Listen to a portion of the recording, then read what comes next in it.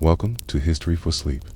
If you enjoyed drifting off to the gentle pace of history, remember to subscribe so you don't miss future episodes. If you'd like to support the channel, you can leave a like, share this with a friend who loves.com/history, or check the links in the description.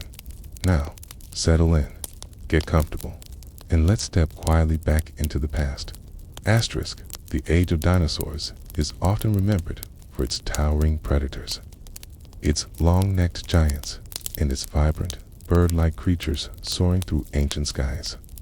Yet, before any of these iconic beasts ruled the earth, there was silence. A silence that followed one of the greatest catastrophes in the history of our planet. To understand what Earth was like during the time of dinosaurs, we must first step back into the early Triassic period, around 252 million years ago, when life itself was trying to crawl out of the shadow of annihilation. The Permian Triassic extinction events, sometimes called the Great Dying, had just ended. Over 90% of marine species had vanished. On land, more than 70% of vertebrate life had disappeared. Forests collapsed. The air was filled with carbon dioxide and methane from unending volcanic eruptions in what is now Siberia. Rivers ran sluggish with heat, and oceans turned acidic and stagnant, stripped of oxygen.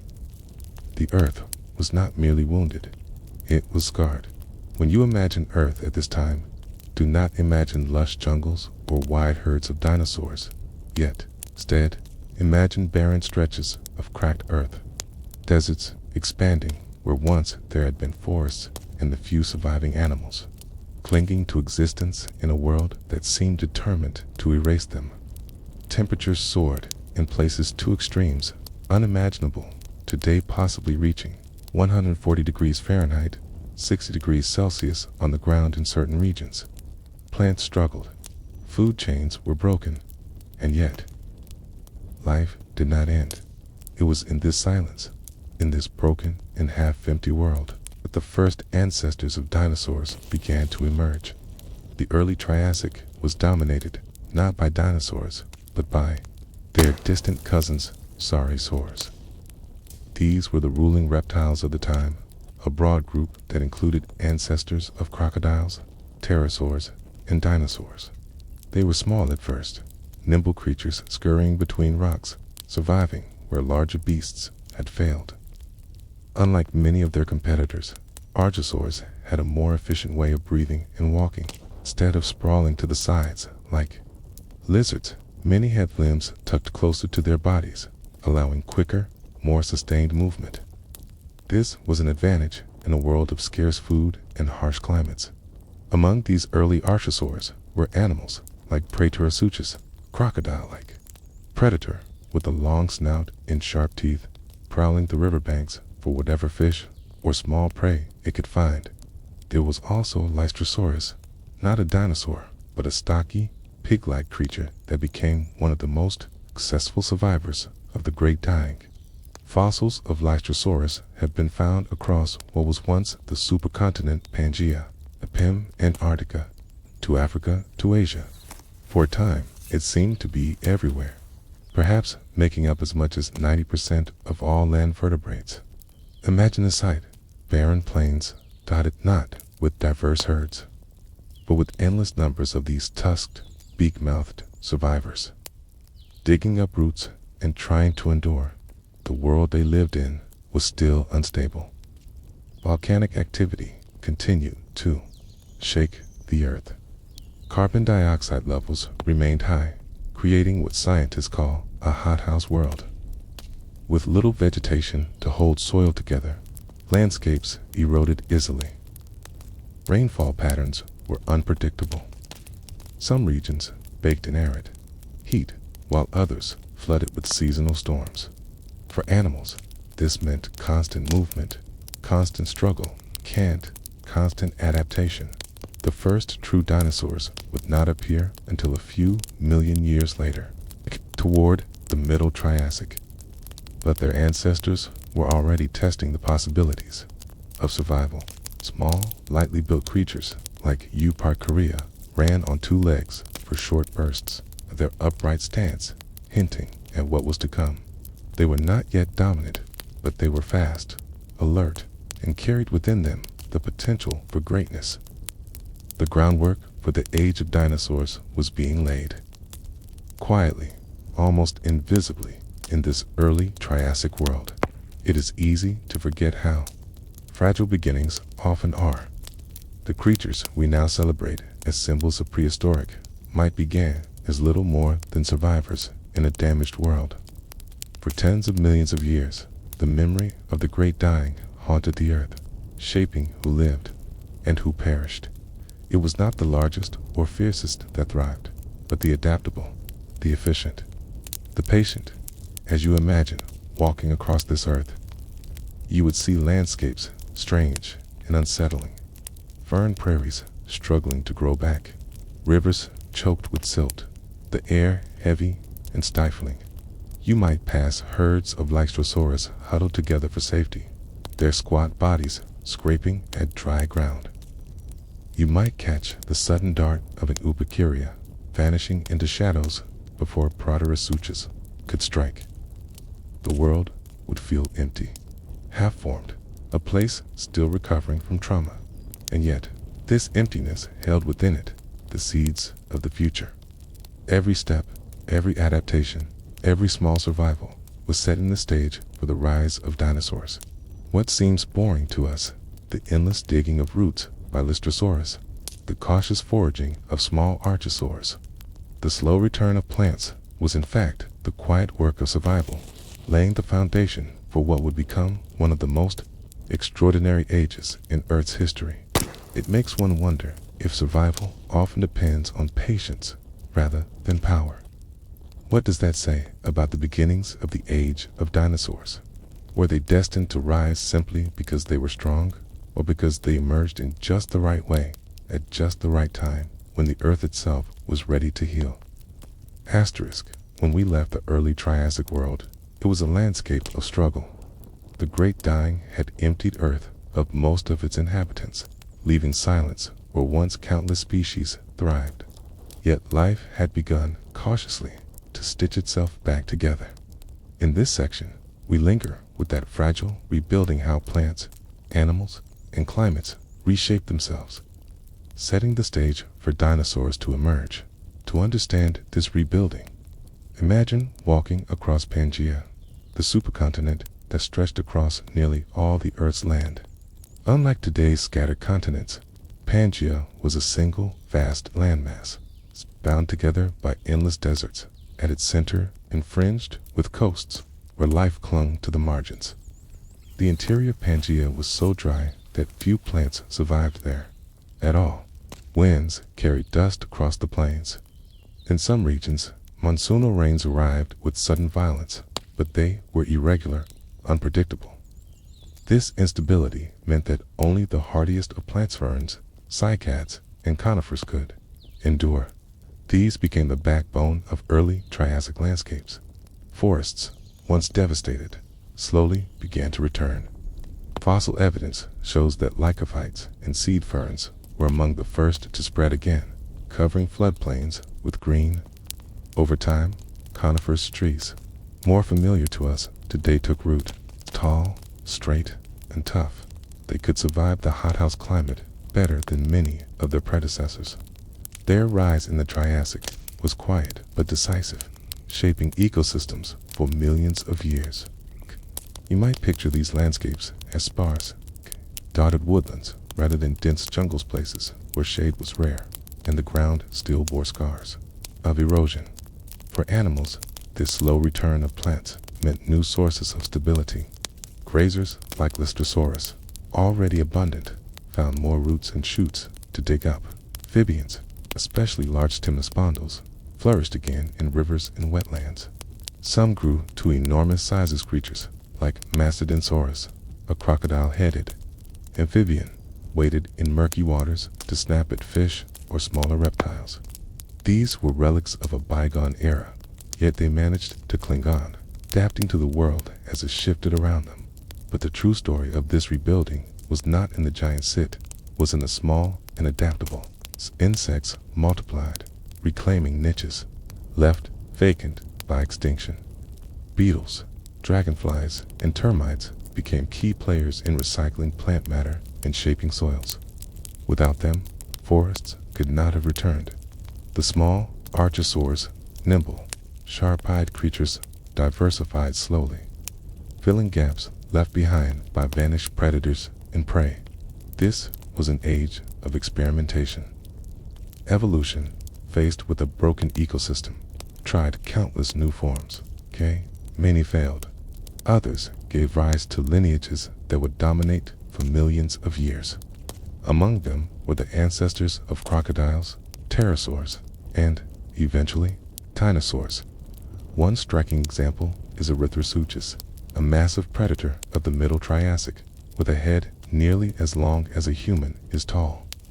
It was not a dinosaur, but a ruling reptile in its own right, patrolling river valleys and floodplains. These large predators showed that life was no longer only about survival. It was about reclaiming dominance. The scars of extinction were still visible, but ecosystems were beginning to pulse again with complexity. Still, life in the Triassic was precarious. Survival depended not on strength, but on resilience. Leaellynasaurus, the humble, tusked grazer, is often used as a symbol of this. Though ungainly, it was perfectly suited to its time. Its burrowing habits may have protected it from climate extremes. Its simple diet made it versatile. Its ability to breed quickly ensured it repopulated devastated landscapes in a world stripped bare. These qualities mattered more than elegance or power.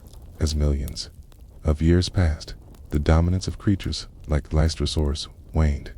New competitors arrived, more specialized, more efficient, but the lesson it left behind remained. Adaptability, not grandeur, was the key to surviving catastrophe. And what of the first dinosaurs? Their story was still unfolding in the shadows. In this rebuilding world, they were not yet kings or queens of the land. They were small, lightly built, more like prey than predator. Early forms such as Neosaurus, perhaps one of the very first true dinosaurs, appeared around 243 million years ago. If you saw one, you might not recognize it as a dinosaur at all, just a quick-footed reptile darting through the underbrush. Its bones, however, carried the beginnings of what would later define the group: upright posture, rapid growth, and efficient movement. By the late Triassic, these small dinosaurs began to diversify. Some became early theropods, meat-eating hunters with sharp claws. Others leaned toward plant-eating, experimenting with diets that would one day give rise to the great sauropods. Still, they were minor players, overshadowed by larger archosaurs like Rusukian's giant, crocodile-like predators that ruled the plains. Dinosaurs, at this stage, were just another experiment in survival, not yet the rulers of the earth. What kept them in the shadows? Partly the dominance of other reptiles, partly the harshness of climate. Rusukians, Erythrosuchans, and other ruling reptiles were better suited for the Triassic's instability. Dinosaurs, though promising, had to wait. It was not yet their age, but survival has patience. What they lacked in size or dominance, they made up for in efficiency. This upright posture meant they could run longer than sprawling reptiles. Hollow bones made them lighter and quicker. Fast growth allowed them to mature rapidly, outpacing rivals. These traits were seeds waiting for the right environment. The Triassic, then, was a kind of rehearsal, a stage on which multiple lineages tested their chances. Some failed spectacularly. Others thrived for a time before vanishing. Dinosaurs bided their time, never quite at the center, yet never disappearing. Their resilience was their quiet advantage, and here lies a question worth pondering.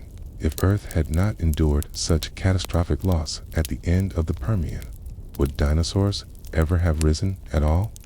Were they the destined heirs of the Earth, or merely opportunists, stepping into roles left vacant by disaster?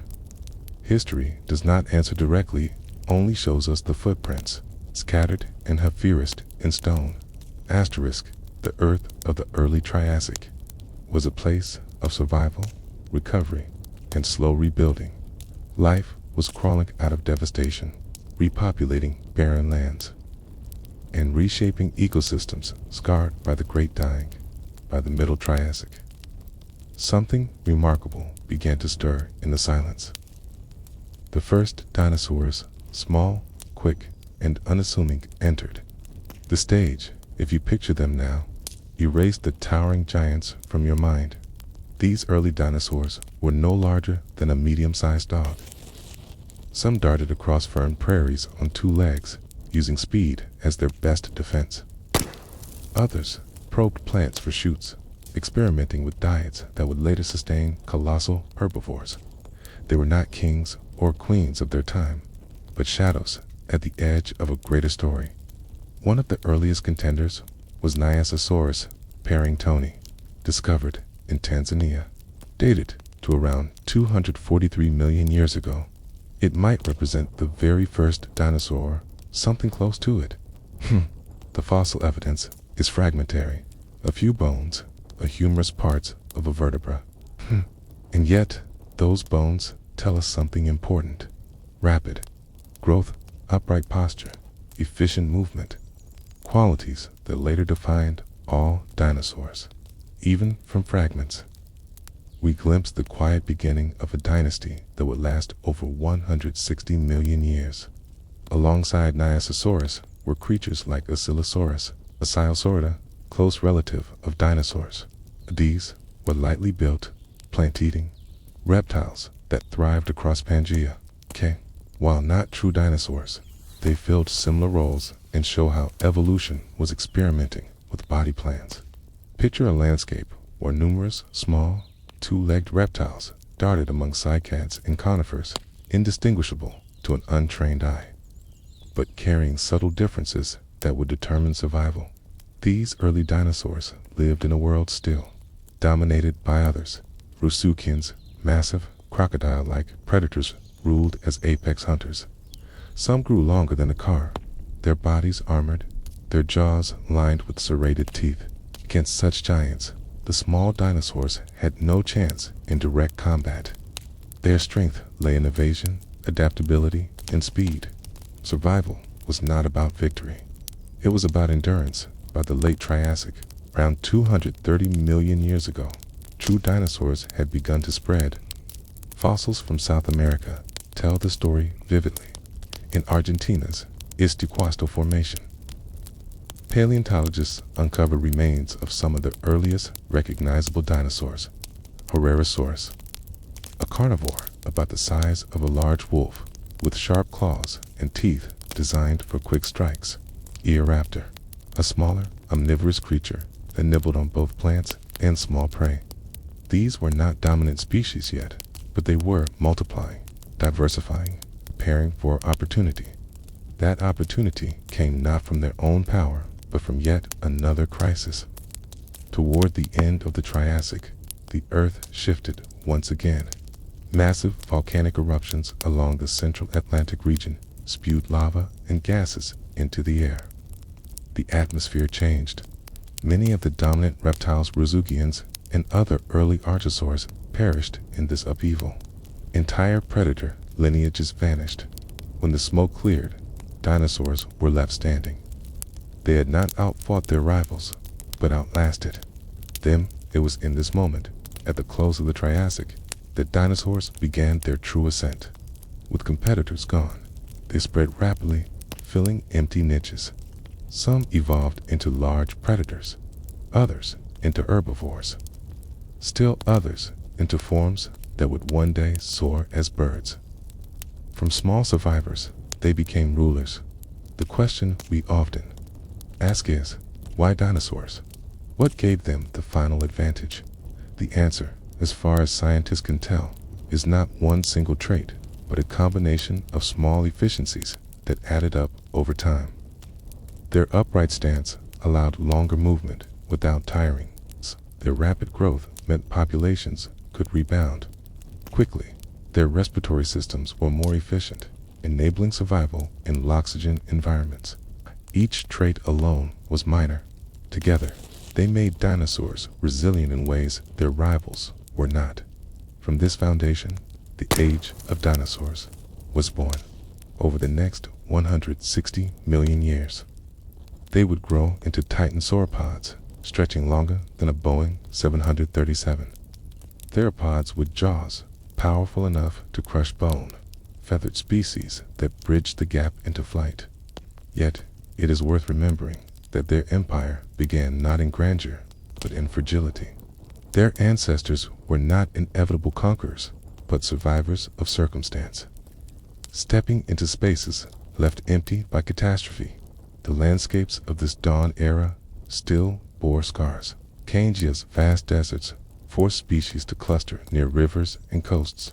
Forests of cycads and conifers spread, but remained patchy. Swampy floodplains provided breeding grounds for amphibians and reptiles alike. If you were to stand there, you would see a world both alien and familiar. Strange reptiles scurrying at your feet. Ferns stretching across open plains, skies hazy with volcanic ash. At night, the calls of amphibians echoed from rivers, while predators prowled unseen. Every detail of this world feels muted compared to the later Jurassic or Cretaceous, but in that quietness lay its importance. The early Triassic and its recovery were the crucible in which dinosaurs were forged. The Great Dying had reset life's stage, wiping the slate nearly clean. Dinosaurs, in their patience, their efficiency, and their adaptability, were positioned when most people think of dinosaurs. Their minds drift first to the giants. The immense, long-necked sauropods, creatures whose size seems almost beyond imagination. Towering bodies, tails sweeping across the ground, necks reaching higher than modern giraffes, and legs like the pillars of ancient temples. They are symbols of the age of dinosaurs, reminders of how vast life could grow. Yet, their story did not begin with giants. It began quietly, with small, ordinary creatures in landscapes that looked very different from the lush, crowded jungles we often picture. To understand the rise of sauropods, we step into the late Triassic period, around 220 million years ago. Earth was still dominated by the great supercontinent Pangaea. From pole to pole, nearly all land was connected, stitched together into one colossal mass. Its interior was arid and dry, while along its edges, life gathered in floodplains, river valleys, and seasonal forests. The climate was unpredictable, searing heat one year, torrential rains the next. For animals, this was both a challenge and an opportunity. Among the early dinosaurs that crept into this world were small, lightly built creatures known as sauropodomorphs. They were the ancestors of sauropods, but they looked nothing like the giants we imagine today. Some, like Plateosaurus, stood only about 25 feet long and weighed no more than a rhinoceros. They were bipedal or semi-bipedal, walking on two legs, but able to drop to all fours when feeding. Their hands still bore grasping fingers, suggesting they were not yet specialized giants, but generalists experimenting with new ways of living. The success of these early sauropodomorphs lay in their ability to feed on plants that others ignored. Their long necks, though not yet immense, allowed them to reach higher than most contemporaries.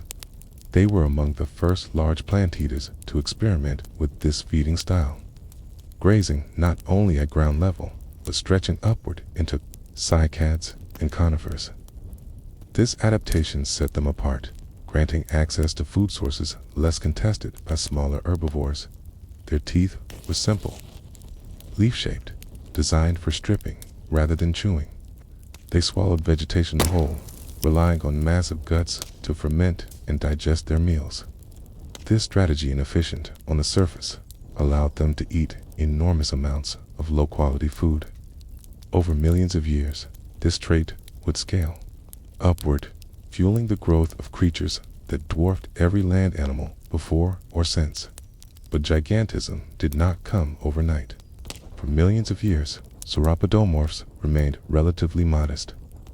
They shared the late Triassic with predators like Herrerasaurus and Colophysis, agile hunters that preyed on smaller reptiles and perhaps even young sauropodomorphs.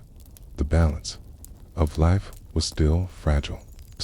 Many of these early plant eaters lived in herds, their safety lying not in strength but in numbers. Fossil sites, like those in Germany's Trossingen Formation, show clusters of plateosaur skeletons, perhaps trapped in mud or floodplains, suggesting that they lived and sometimes died together. Walking among them, you would not yet see titans. You would see animals experimenting with size, stretching the boundaries of what a land vertebrate could sustain. They were larger than the archosaurs that had preceded them, but still far from the skyscraping colossi of later ages. The key question scientists often ask is, why did sauropods grow so large? Size, after all, comes at a cost. Gigantism requires enormous amounts of food, strong skeletal support, and efficient systems to deliver oxygen throughout the body. For sauropods, the answer may lie in their evolutionary TOLKIT first, their necks. By lengthening their necks, sauropodomorphs could sweep across large feeding zones without moving their bodies much. This efficiency meant less energy spent traveling, more energy devoted to growth. Second, their lungs. Like modern birds, sauropods evolved a system of air sacs, allowing unidirectional airflow through their lungs. This was far more efficient than mammalian lungs and provided the oxygen needed to sustain massive bodies. Third, their reproductive strategy. Sauropods laid many small eggs rather than investing heavily in a few large offspring. This meant higher chances of survival across unstable environments. Together, these adaptations laid the groundwork for gigantism. But in the Triassic, its potential was still in its infancy. The Earth was a patchwork of habitats, and mass extinctions still loomed. Toward the end of the Triassic, another crisis arrived. Volcanic eruptions tore through what is now the Atlantic, spewing carbon dioxide and sulfur into the skies. Many dominant reptiles, including the great Rauisuchians, vanished. Once again, dinosaurs were among the survivors. For sauropodomorphs, this meant new opportunities. With fewer predators and less competition, they expanded rapidly into roles that had been left empty by the early Jurassic. Their experiment in size accelerated. Creatures like Ankylosaurus and Massospondylus began to grow larger, shifting more fully to four-legged stances. Their necks lengthened further. Their bodies became heavier, their teeth more specialized for stripping plants. They were inching closer to the true sauropod design. If you stood in a Jurassic valley, you would begin to see something astonishing. Herds of these creatures moving slowly across floodplains, feeding in shifts, their necks rising above conifers. The land was beginning to echo with the footsteps of giants, though the true behemoths were still to come. And here lies the quiet truth of their story. Gigantism was not inevitable. It was a path shaped by millions of years of trial and error, by landscapes that demanded new solutions, by extinctions that cleared the way. The sauropods did not emerge as titans overnight. They grew step by step, each generation building on the adaptations of the last, until size itself became their greatest strategy. But this strategy raised a lingering question. Could Earth truly sustain creatures of such vast proportions? What landscapes, climates, and ecosystems were required to feed them? And how would their sheer size reshape the very environments they lived in? The early Jurassic gave us the first glimpses of true sauropods, but it was in the middle, too late, Jurassic, that they became titans. For the first time in Earth's history, land animals reached lengths of over 80 feet and weights that rivaled modern whales. These were not isolated giants, but whole herds of them, shaping ecosystems with every step, rewriting the balance of life on land. By about 170 million years ago, sauropods were spreading across the globe. The breakup of Pangaea had begun. Continental Rifts were opening, new seaways were forming, and climates were shifting into patterns that nurtured vast forests. Conifers, cycads, and ginkgo trees spread widely, carpeting valleys and slopes. Ferns grew thick in the understories. These plants offered a buffet that could sustain immense plant-eaters. Sauropods seized the opportunity. Their necks stretched further, their bodies grew heavier, and their legs became towering supports. Some of the earliest true giants, like Patagosaurus in South America, reached lengths of 50 feet.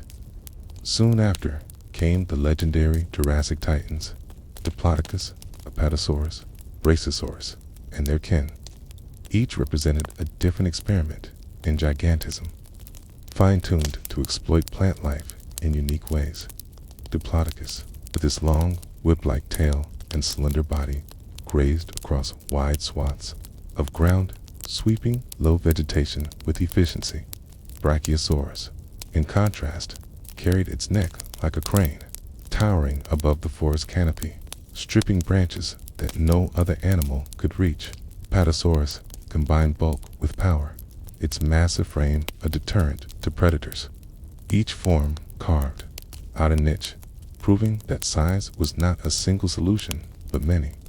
Walking among them would have been overwhelming. Imagine a herd of Apatosaurus, each as long as a train car, moving together across a floodplain. The ground vibrates under their weight.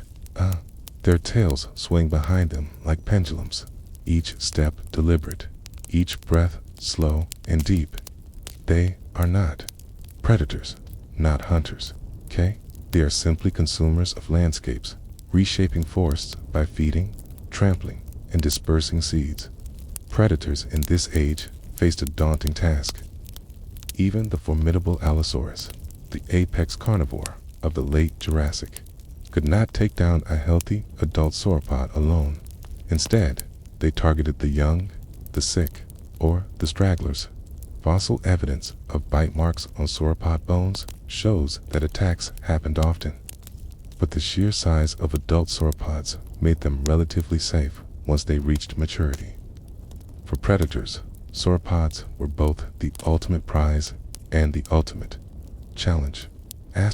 Their dominance was not only ecological, but also geographical. Fossil beds from North America, Africa, South America, and Europe reveal widespread sauropod presence.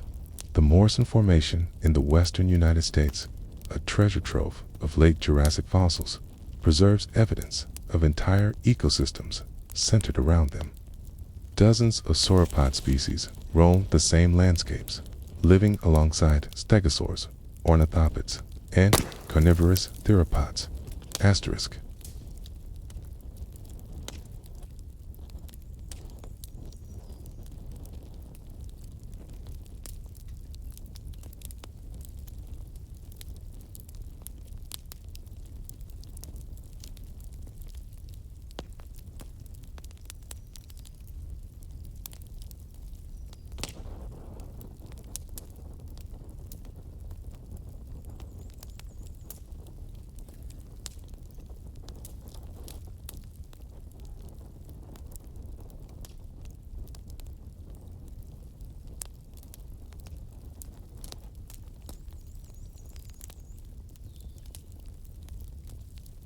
The key to sustaining such giants lay in their biology, okay?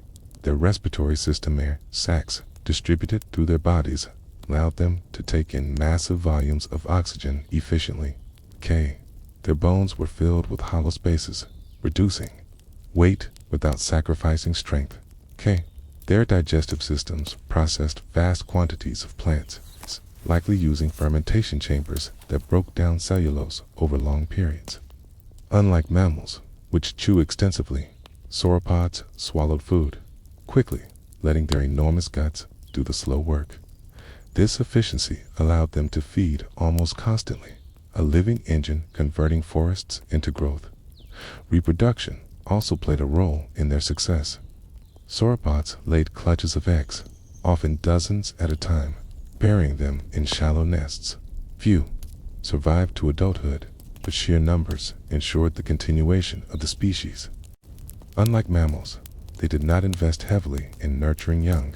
Instead, survival was left to chance, a strategy that worked when populations were vast and predators plentiful. Fossilized nesting sites, such as those in Argentina, show rows of sauropod eggs, silent testimonies to this reproductive strategy. Yet, gigantism was not without costs. Growing to adult size took years of near-constant feeding. Juveniles were vulnerable, small enough to be hunted by predators, large and small. Herd behavior may have provided some protection, with older animals shielding the young, but the mortality rate was high. Survival required both luck and endurance. Only the strongest reached the safety of adulthood, but their sheer size made them untouchable. From an ecological perspective, sauropods reshaped their world in ways similar to elephants today, but on a far greater scale. By consuming immense quantities of vegetation, they controlled plant growth, opened landscapes, and spread seeds through their dung. Their constant movement across floodplains prevented forests from becoming static. They were not just inhabitants of their ecosystems, they were engineers of them. The scale of their impact forces us to wonder, how did Earth sustain such biomass? Estimates suggest that a single adult sauropod may have eaten hundreds of pounds of plant matter each day. Herds multiplied this demand many times over. The answer lies in the productivity of Jurassic ecosystems. Warm climates, high levels of carbon dioxide, and vast expanses of green created a world capable of fueling giants. Where today a forest might support elephants and giraffes in the dozens, the Jurassic forest could sustain herds of animals that dwarfed them. And yet, despite their size, sauropods were not invincible. Environmental changes, droughts, and shifts in plant availability could stress populations. Fossil records reveal bone pathology, signs of disease, injury, and nutritional stress. In some herds, mass deaths occurred, perhaps from drought or flooding. Their lives, though immense, were still bound by the same fragility that governs all creatures. Still, during the Jurassic, sauropods reached their peak. They spread across continents, diversified into numerous forms, and achieved sizes unmatched. In terrestrial history, for tens of millions of years, they were the dominant presence on land, their shadows stretching across valleys and plains, their herds shaping the world itself. But such dominance raises a lingering question. If gigantism was their triumph, could it also become their weakness?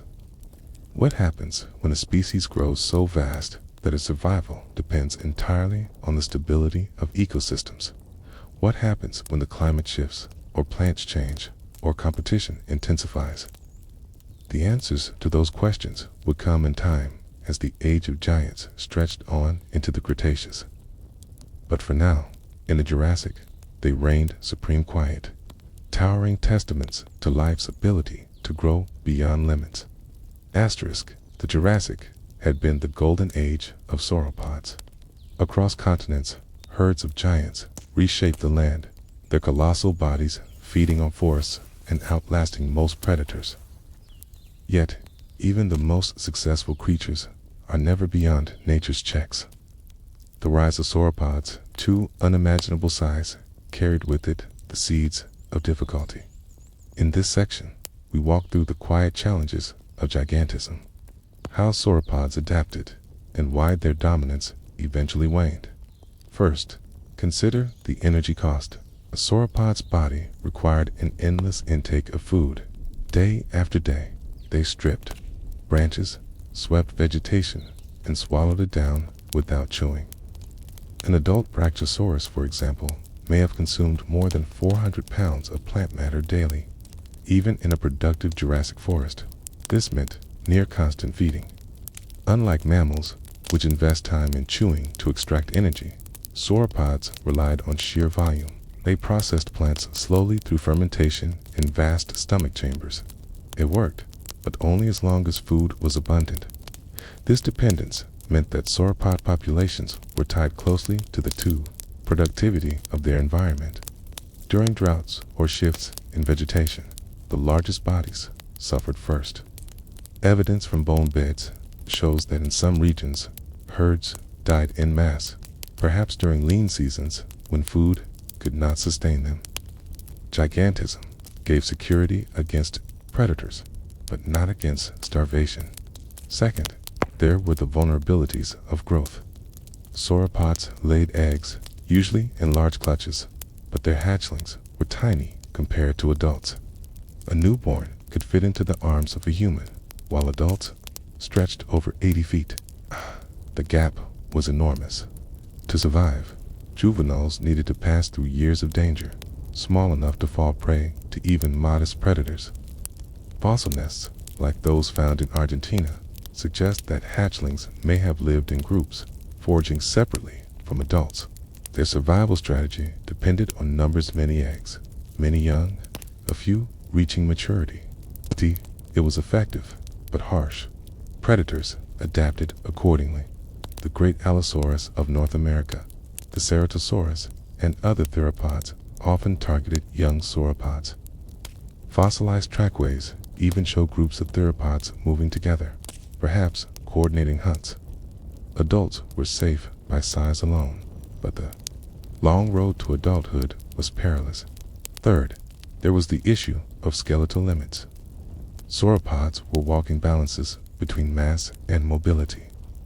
Their bones, though hollowed with air sacs to reduce weight, still carried tremendous loads. Pathologies in fossils reveal stress fractures, arthritis, and spinal deformities. Their size pushed biological engineering to its limits. They could not run quickly. Their mobility was slow, deliberate, and vulnerable to sudden environmental shifts. Unlike smaller animals that could scatter or adapt quickly, sauropods depended on stability. The Cretaceous period, which followed the Jurassic, tested these limits. As climates shifted and plant life diversified, sauropods faced new pressures. Conifers and cycads remained, but flowering plants, angiosperms, merged. These plants spread rapidly, offering new food sources. Many herbivores adapted quickly to take advantage, but sauropods, with their simple, peg-like teeth, were less suited for chewing softer, fruiting plants. They continued to dominate in some regions, but in others, smaller, more versatile herbivores began to thrive. In South America, sauropods, like Argentinosaurus, reached astonishing sizes over 100 feet long. Among the largest land animals ever, gigantism had reached its zenith. Yet in other regions, sauropods declined, replaced by hadrosaurs, ankylosaurs, and ceratopsians. Their dominance was no longer universal. The question arises, why did sauropods remain giant while other lineages diversified in smaller ways? Part of the answer lies in specialization. Once committed to gigantism, sauropods could not easily return. Their bodies were built for bulk, for consuming endless vegetation, for towering size. It was successful for millions of years, but inflexible. When ecosystems shifted, they could not downsize or adapt as quickly as smaller animals. And yet, despite these limits, sauropods endured for an astonishing span over 140 million years. Their success was not a fleeting experiment, but a sustained way of life. They roamed Africa, North and South America, Europe and Asia, adapting into dozens of species. Their shadows stretched across floodplains, deserts, and forests alike, left behind vast fossil beds, silent evidence of their abundance. But all empires end. In the late Cretaceous, new predators rose. Tyrannosaurs in the north, Abelisaurs in the south. Plant life shifted further, flowering plants spreading widely. And finally, 66 million years ago, catastrophe struck. The asteroid that ended the age of dinosaurs struck Earth's stability at its heart. For sauropods, there was no adaptation large enough to withstand the sudden collapse of ecosystems. Within years, the force they depended on withered. The food that fueled their bodies disappeared. Giants fell, not because of weakness, but because the earth itself had changed too quickly. Their story is not one of failure, but of scale. Sauropods showed what life could achieve when pushed to its limits. Bodies as large as whales, necks longer than buses, lives spanning landscapes. As you picture the last herds of sauropods moving across a late Cretaceous plain, their long shadows stretching with the setting sun, it's worth asking, what does their story tell us about our own world? Can growth without limit ever endure? Or is every empire, no matter how vast, bound by the fragile systems that sustain it? Asterisk. When most people think of the age of dinosaurs, they imagine the land-towering sauropods grazing across floodplains, swift predators hunting in force, feathered raptors darting through shadows. But beneath the surface of the oceans, another story unfolded, one just as extraordinary and perhaps even stranger. During the Mesozoic, the seas were ruled not by dinosaurs, but by marine reptiles, ichthyosaurs, pliosaurs, and later, the mighty mosasaurs. These creatures were not fish, not whales, not dinosaurs, the lineage of reptiles that returned to the water and transformed the oceans, into their domain. The oceans of the Triassic and Jurassic were very different from today. The supercontinent Pangaea was beginning to split apart. Rifts opened, shallow seas spread, and coastlines multiplied. With each shift in continental plates, new habitats appeared, lagoons, reefs, and inland seas teeming with life. Warm climates and high carbon dioxide levels fueled rich ecosystems. Commonites, with their coiled shells, flourished in dizzying numbers, drifting in the currents. Fish of every shape filled the waters. Invertebrates crowded the seafloor. It was a world ready to be claimed by predators. Into this watery abundance came reptiles that had once lived on land. Their ancestors were terrestrial creatures, some similar to lizards, others more distant cousins that slowly adapted to life in the water. The transition was not quick. It took millions of years, each step leaving behind clues in fossils, limbs that grew paddle-like, spines that lengthened into tails for propulsion, lungs that adapted to long dives. One of the first groups to succeed was the ichthyosaurs. Their name means fish lizards, though in form they came to resemble dolphins or even tuna. By the early Jurassic, ichthyosaurs had perfected their design. Long, streamlined bodies, powerful tails, and fins that guided them through the waves with speed and grace. Some grew over 50 feet long, Their eyes were enormous, larger than those of any animal alive today, perfect for hunting. In the dim light of deep water, fossil evidence suggests ichthyosaurs were fast pursuit predators, feeding on fish, squid, and ammonites. They gave birth to live young, as shown in spectacular fossils where embryos are preserved inside the mother. Like turtles, which must return to land to lay eggs, ichthyosaurs were fully committed to the sea. They never left it. In this, they were closer in lifestyle to modern whales than to any reptile today. But ichthyosaurs were not alone. As the Triassic ended and the Jurassic began, another group rose, the plesiosaurs, teased with their long, snake-like necks and small heads. They looked almost mythical. 3-4 flippers worked in unison, propelling them like underwater birds in flight. Plesiosaurs were ambush hunters.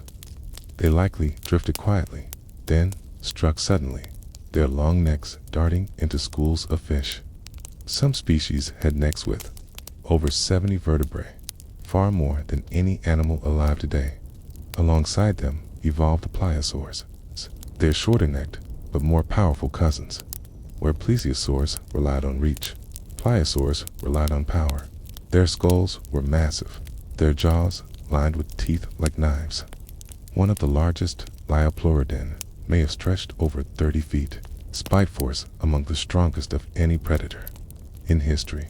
Imagine swimming in Jurassic seas with such a creature nearby. The silent shadow, the sudden rush, the snap of jaws closing with bone-crushing strength. The dominance of these marine reptiles was not only a triumph of adaptation, but also of timing. The oceans were full of prey, yet no mammals or sharks had yet risen to full supremacy in the niches these reptiles filled. Reptiles, adaptable and efficient, claimed the seas, but their rise was not without challenges. The marine environment tested every adaptation. Unlike fish, marine reptiles needed to breathe air.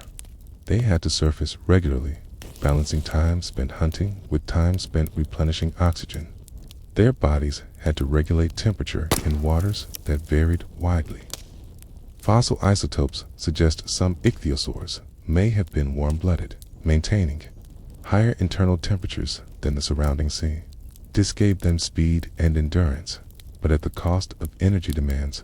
Their feeding also reshaped ecosystems. Fossilized stomach contents reveal a varied diet. Fish scales, squid beaks, shattered ammonite shells. The abundance of ammonites, in particular, provided a stable food base for millions of years. These coiled cephalopods were two marine reptiles.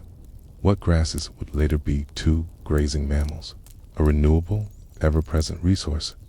As you imagine this world, picture the Jurassic seas in layers. Near the surface, ichthyosaurs speed like torpedoes, eyes scanning for glimmers of fish. Below them, plesiosaurs drift, their long necks weaving through shoals, snapping prey with sudden precision. Deeper still, plesiosaurs prowl, their bulk dominating the mid-level waters, feared by all.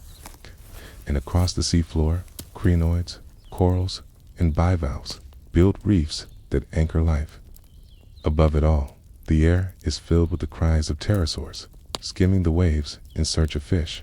It was a balanced, rich ecosystem. For tens of millions of years, marine reptiles flourished, diversifying into countless species across the globe. Some were sleek and fast, others bulky and crushing. Each design honed by the pressures of water.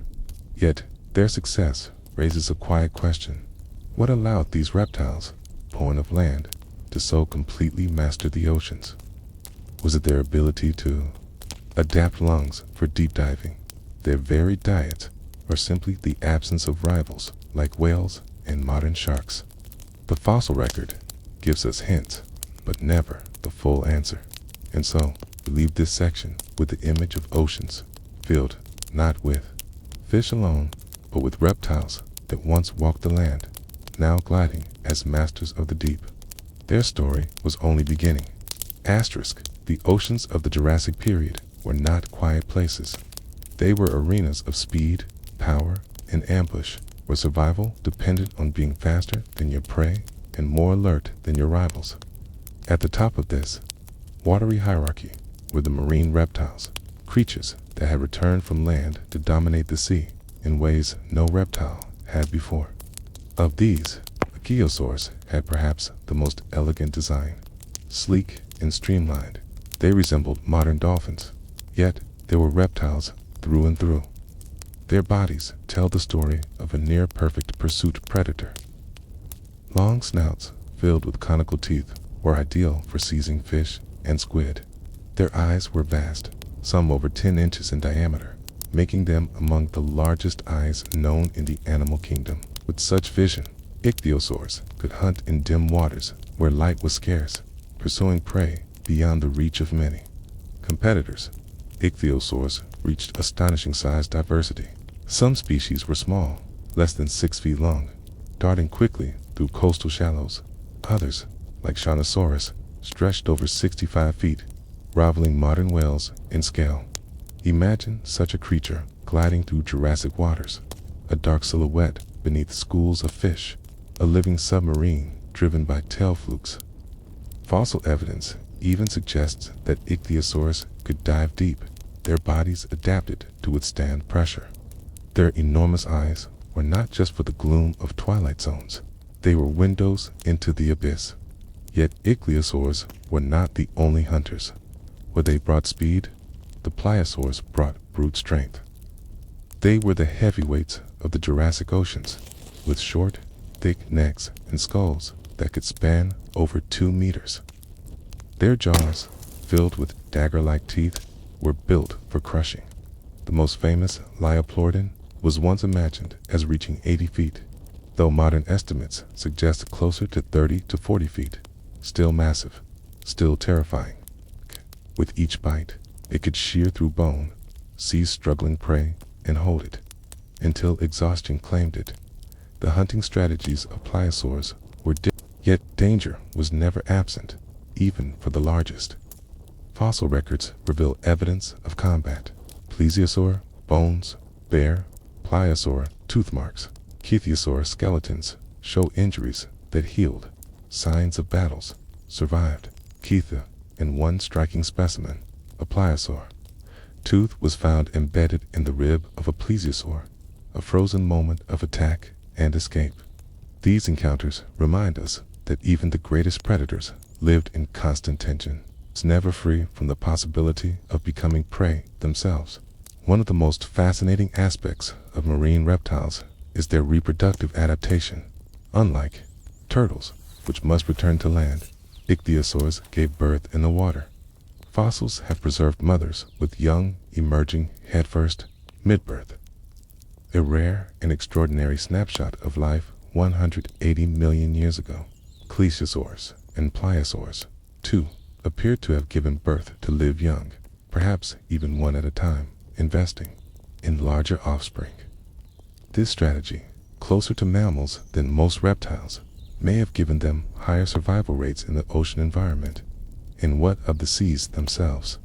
To understand their world, imagine the teethless ocean. It's a great tropical sea that spread across what is now Europe, Africa, and Asia. Its waters were warm, its reefs alive with invertebrates, its currents carrying nutrients that fed vast populations of ammonites and fish. Above these waters flew pterosaurs, diving to snatch prey. Along the coastlines roamed dinosaurs, drinking at the shores. The Mesozoic seas were not empty expanses, but bustling, dynamic systems that connected land, air, and water. Every detail of these predators' lives was shaped by the medium they inhabited.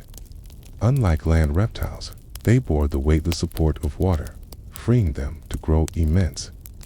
Unlike fish, they breathed air, forcing them to balance dives with trips to the surface.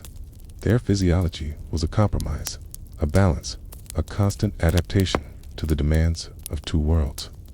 It worked brilliantly for millions of years. They ruled, but success always raises the same question. How stable is dominance? If ichthyosaurs and pliosaurs were so perfectly adapted, why did they eventually vanish? Was it changes in prey, competition from sharks and fish, or sudden climate shifts? The fossil record suggests declines and replacements, waves of extinction followed by new forms. The seas were never static. What seems like eternal dominance is, in the long view, a passing moment. For now, the Middle Jurassic pictured the oceans alive with power and shadow. Schools of ammonites drift in spirals. Shoals of fish scatter as ichthyosaurs surge past. Plesiosaurs weave their necks through prey like nets. And somewhere in the gloom, the massive head of a pliosaur glides forward, jaws ready to snap shut with unstoppable force. And as you imagine this scene, consider the question: in a world where even the greatest predators are always vulnerable, does true mastery of nature ever exist, or is it always temporary, a fleeting balance in the endless turning of Earth's history? Asterisk, for tens of millions of years, the oceans belonged to reptiles. From the swift ichthyosaurs to the long-necked plesiosaurs and the brute force of the pliosaurs, they ruled waters that teemed with ammonites, fish, and early sharks. Yet dominance in Earth's history is never permanent. As with every empire, the reign of these sea monsters began to falter, tested by shifting climates, evolving rivals, and the quiet but relentless changes of the planet itself. The first cracks appeared among the ichthyosaurs. Once the masters of speed and pursuit, they began to decline in the mid-Jurassic. For over 100 million years they had thrived, but by the Cretaceous, their diversity shrank. Fossil records show fewer species, less variety in form. Part of the answer lies in competition. Fish, particularly telestos, the ancestors of most modern fish, were diversifying rapidly. These new fish were faster, more efficient, and harder to catch. Sharks, too, grew more specialized, filling roles once dominated by reptiles. Ichthyosaurs, once unmatched, now faced rivals that chipped away at their supremacy. There were also changes in climate. The oceans of the Mesozoic were warm, but they were not always stable. Shifts in sea level flooded coastlines, then retreated. Currents changed, altering the distribution of nutrients. Prey that had once been abundant in certain regions vanished or moved elsewhere. For a pursuit predator like the ichthyosaur, survival depended on abundant, predictable prey. When ecosystems shifted, their finely tuned adaptations became limitations.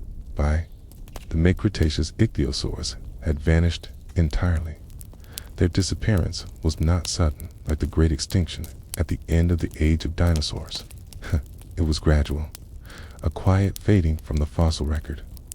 For over 100 million years they had reigned, yet in the end they left no descendants.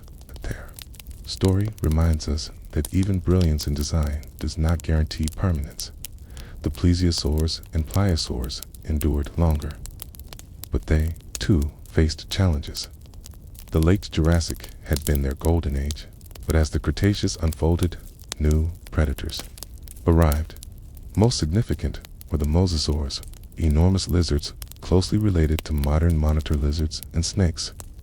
Emerging in the late Cretaceous, mosasaurs grew into apex hunters of the seas, with flexible jaws, powerful tails, and efficient movement.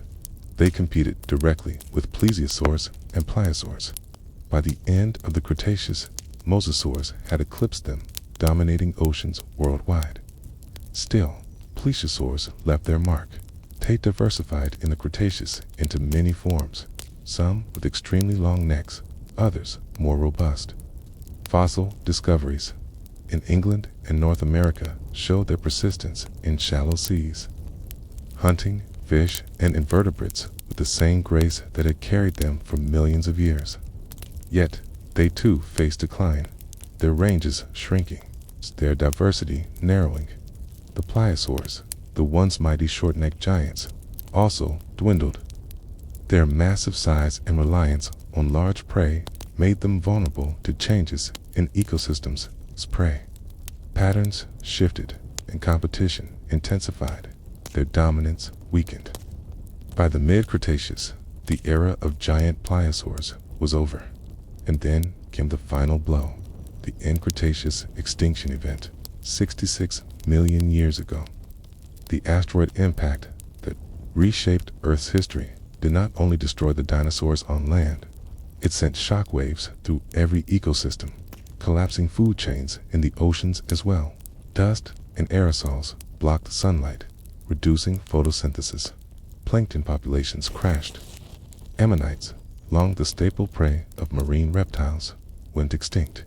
With their food sources gone, the last of the plesiosaurs and mosasaurs perished. The seas, once filled with reptiles of staggering size and power, fell silent. What remains of their legacy is written in stone. Fossil cliffs in England, Germany, and South America reveal skeletons of ichthyosaurs preserved in astonishing detail. Some are so complete they show outlines of skin, even hints of pigmentation. In South America's Patagonia, vast nesting grounds of titanosaurs overlap with seas once patrolled by plesiosaurs. Ichthyosaurs cluster in quarries that speak of ancient mass deaths. Each site is a whisper of a vanished world, frozen in rock, but their legacy is not only in fossils, it is also in the shape of ecosystems that came after. The decline of ichthyosaurs opened space for sharks and fish to expand. The fall of plesiosaurs left niches that mammals and other predators would later fill. In the idea of reptiles ruling, The seas paved the way for another lineage cetaceans, the whales and dolphins that would one day mirror their dominance, converging on similar forms and strategies millions of years later. The parallel is striking. Ichthyosaurs evolved into shapes that resembled dolphins, though they were unrelated. Plesiosaurs, four-flippered swimming, resembles the underwater flight of penguins. Mosasaurs, with their flexible jaws, foreshadow the strategies of modern sharks. The sea shapes its rulers, sculpting bodies toward the same solutions, again and again, regardless of ancestry. It reminds us that life is not bound by permanence, but by patterns, repeating across time. And what of their impression on us? When the first plesiosaur fossils were uncovered in the early 19th century, they ignited fascination. Here were creatures unlike anything alive, with necks so long and bodies so alien that some doubted they could even exist. Mary Anning, the pioneering fossil collector of Lyme Regis, brought these discoveries to light, challenging the world's understanding of nature. The ichthyosaur skulls she uncovered, with their staring eyes and toothy jaws, became some of the earliest symbols of deep time to Victorian society. They were reminders that Earth's history stretched far beyond human imagination. Today, their bones rest in museums. Their replicas float in documentaries. Their forms populate our imaginations. We see in them both monsters and marvels, predators and pioneers. They remind us that life is not limited to land, nor to any single form. So when we reflect on the vanishing of these sea monsters, it is not only a story of decline, it is a story of transformation. For over 180 million years, marine reptiles ruled the oceans. They began as land dwellers, awkwardly adapting to water. They became streamlined hunters, graceful swimmers, apex predators, and then, when the earth shifted, they faded. Their story is the story of adaptation itself, brilliant, powerful, but always temporary. Imagine standing at the edge of a Jurassic Sea, watching an ichthyosaur break the surface, spray glistening in the sun. Imagine the shadow of a pliosaur gliding just beneath the waves, its jaws opening to strike. Imagine the long-necked plesiosaurs weaving silently among schools of fish. All of it, gone now, but written in stone, waiting for us to find. And ask yourself, if oceans could once belong to reptiles, what new rulers might they still hold in futures we cannot yet see? To understand the age of dinosaurs, one must first understand the world they inherited. Before there were continents shaped as we know them, before North America, Africa, Asia, or Europe were separate lands, there was Pangaea, a single vast supercontinent, from pole to pole, across deserts, mountains, and shallow seas. Nearly all of Earth's landmass was fused into one. For over 100 million years, Pangaea defined the lives of plants, animals, and climates. It was both opportunity and obstacle, a world without borders, but not without limits. The story begins around 335 million years ago, during the late Paleozoic era. Through the slow but relentless movements of tectonic plates, the scattered continents of earlier ages drifted together. Collisions raised mountain ranges, the Appalachians in North America, the Urals in Russian landscapes, born of continents colliding. By the early Triassic, just after the Great Dying, the supercontinent stood complete, stretching across nearly a third of Earth's surface. What would it be like to stand on such a continent? Imagine horizons with no end. From the interior, the sea might be hundreds or even thousands of miles away. Rivers wound sluggishly across plains. Deserts sprawled vast and arid, unbroken by coasts or forests. Scientists believe that Pangaea's interior was one of the driest places in Earth's history, a land of extremes where rainfall could not reach far inland. Temperatures soared, vegetation struggled, and life clustered along river valleys or coastal edges. This geography shaped evolution in powerful ways. For one, the lack of barriers meant animals could spread widely. Early dinosaurs, emerging in the Triassic, had the freedom to disperse across enormous ranges. Fossil evidence shows their remains on every part of Pangaea, from South America to Africa to Asia. Herds of early sauropodomorphs like Plateosaurus ranged across Europe. Small theropods left their tracks in Argentina and South Africa. Pangaea allowed dinosaurs to spread quickly, testing different environments and filling niches from pole to pole. But the unity of the land also created uniformity. With no oceans to break climates apart, weather patterns stretched over vast distances. Monsoons swept across continents, bringing floods in some seasons and droughts in others. Life had to adapt not to stable climates, but to cycles of abundance and scarcity. For plants, this meant resilience. Ferns, cycads, and conifers thrived, their seeds tough enough to endure. For animals, it meant mobility.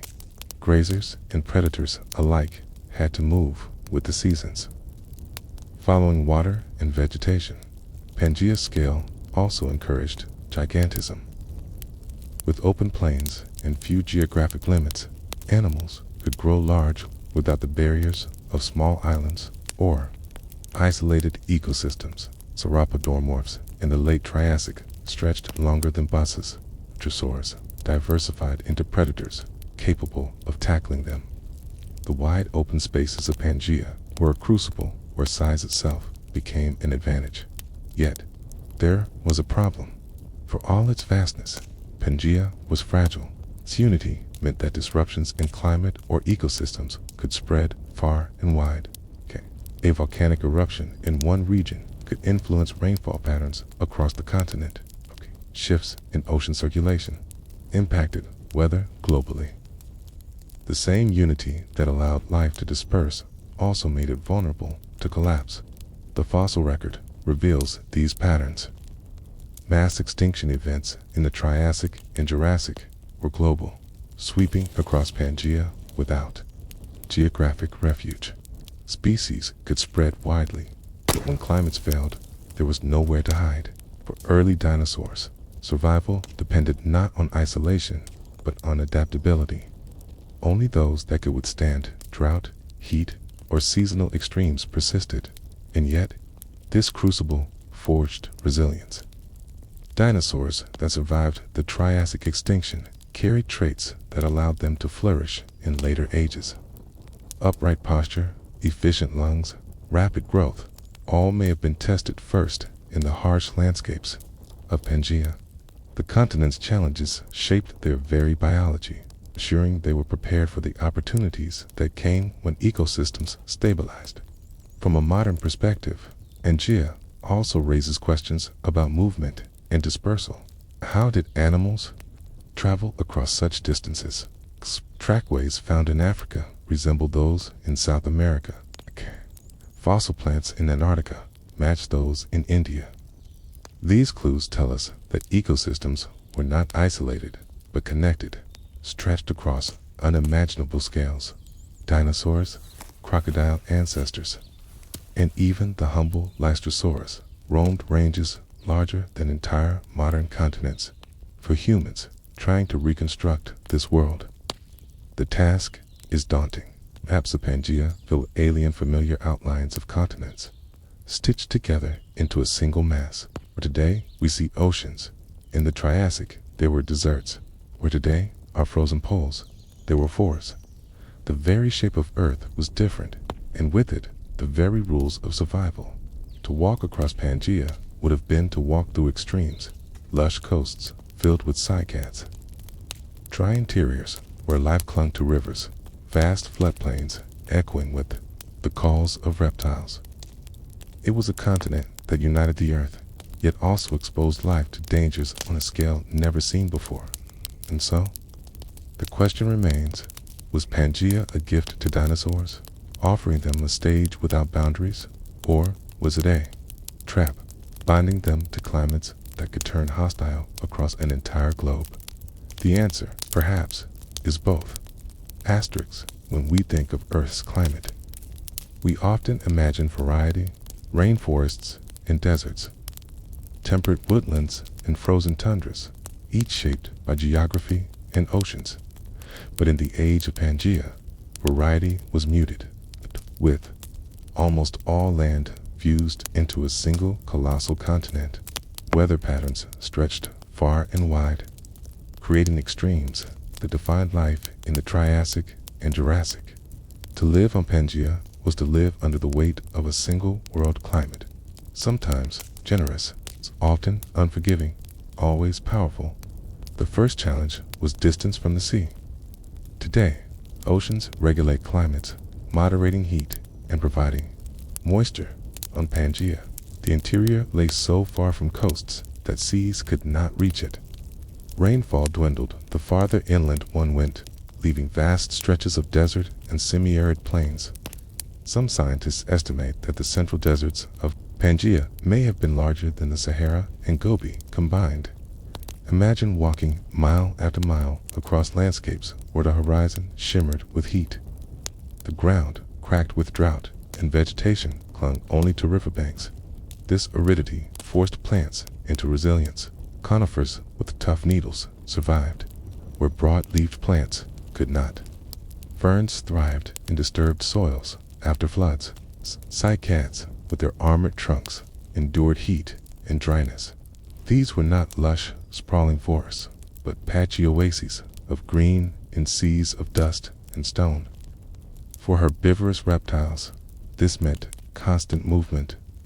Herds of early sauropodomorphs, like Plateosaurus, likely followed rivers and seasonal growths, feeding on whatever vegetation appeared after rains.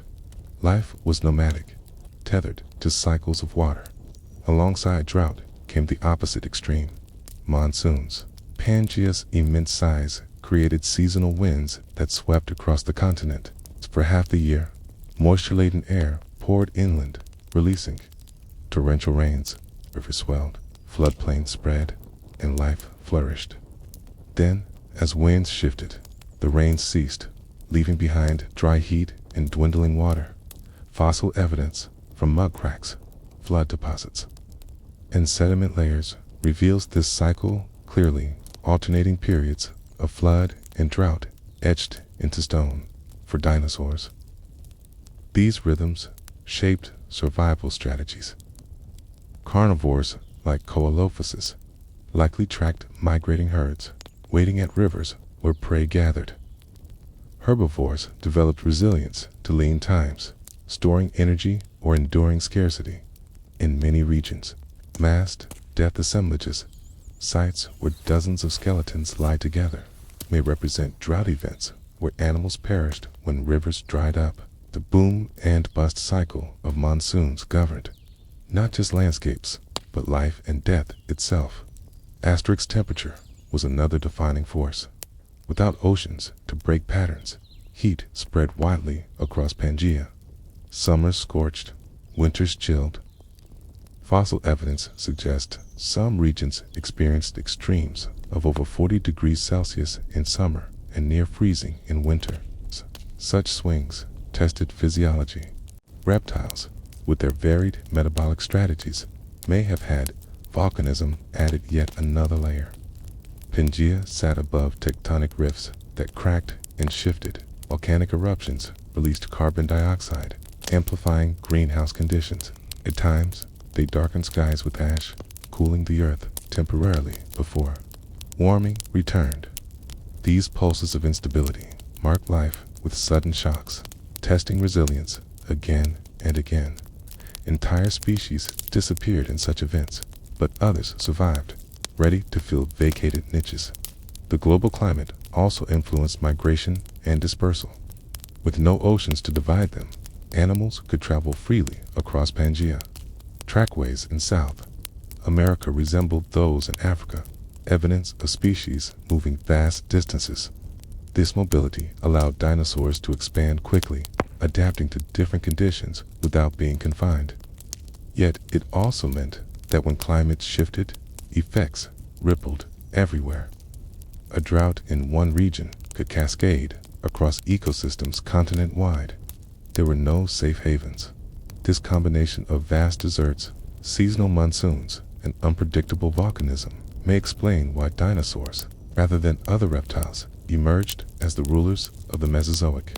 Their efficiency in breathing, their rapid growth, their ability to travel long distances, these were not luxuries, but necessities. Pangaea was a proving ground, and those that survived its extremes carried the traits that defined the age to come. It is easy to imagine the strangeness of such a world. Herds of early dinosaurs clustered at shrinking waterholes, their footprints pressed deep into mud, predator tracks circling the same sites, waiting for weakness. Forests of conifers stretching across coastal plains, while inland the air shimmered with heat above empty sand. In Antarctica, strange groves of ginkgos swayed under months of twilight, and above all, the cycles of Pangaea continued, flooding and drying, burning and cooling, a rhythm that allowed no complacency. The climate of one world was both gift and curse. It gave dinosaurs a continent without borders, a stage on which to spread and diversify, but it also bound them to instability, forcing constant adaptation. Every step forward in evolution was tested against drought, flood, and fire. Survival was never guaranteed. It was earned again and again by resilience. And so we are left with a question: if Pangaea's climate shaped the very biology of dinosaurs, what might have happened if the world had been different? Would dinosaurs have risen without deserts, to test them without monsoons, to force migration without volcanism, to thin their rivals?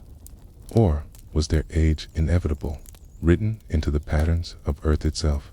For millions of years, Pangaea stood as the defining feature of Earth's surface, a continent so vast it united ecosystems across hemispheres. But nothing in geology is permanent. Deep beneath its crust, Earth's mantle shifted, pulling plates apart, splitting land that had once fused together. Slowly, imperceptibly, Pangaea began to fracture. Over tens of millions of years, this breaking transformed climates, separated populations, and rewrote the evolutionary map of the age of dinosaurs. The process began in the late Triassic to early Jurassic, around 200 million years ago. Cracks appeared along what is now the Central Atlantic, stretching from present-day North America to North Africa. Volcanoes erupted in long lines, pouring basalt across thousands of square miles. These eruptions were immense, part of what geologists call the Central Atlantic Magmatic Province, one of the largest volcanic events in Earth's history. The gases released warmed the planet further, adding instability to already extreme climates. But the rifts also marked the first separation, the opening of new oceans. As Pangaea fractured, new coastlines formed. Where once there had been endless interiors, seas now cut across landscapes, moderating climates and bringing moisture. The arid deserts of central Pangaea gave way to greener, wetter environments. This change was not instant, nor uniform, but it opened new ecological opportunities. Dinosaurs, already widespread, adapted quickly to the shifting patterns. In some regions, lush forests spread, feeding herds of sauropods. In others, wetlands and deltas offered rich grounds for smaller herbivores and early birds. The breakup also created isolation.